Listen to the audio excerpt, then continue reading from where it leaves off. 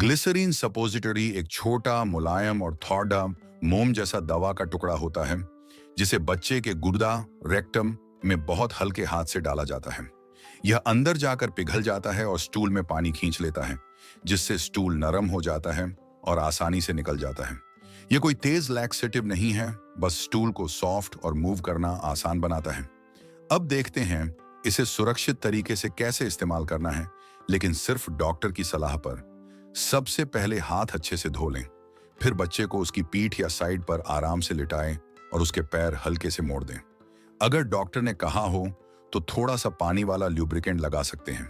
अब सपोजिटरी को बहुत धीरे और थोड़ी गहराई तक अंदर डालें। ध्यान रहे, जोर नहीं लगाना है। सपोजिटरी डालने के बाद बच्चे को अपने पास पकड़ कर रखें या उसके पैर थोड़ी देर साथ में रखें ताकि सपोजिटरी बाहर ना निकले। आमतौर पर 15 से 45 मिनट में इसका असर शुरू हो जाता है और बच्चा आसानी से नरम स्टूल पास कर लेता है। इसके बाद बच्चा आराम महसूस करेगा। लेकिन याद रखें, सपोजिटरी रोज या बार बार इस्तेमाल नहीं करनी चाहिए। ज्यादा इस्तेमाल से बच्चे की डाइजेशन की नेचुरल प्रक्रिया ठीक से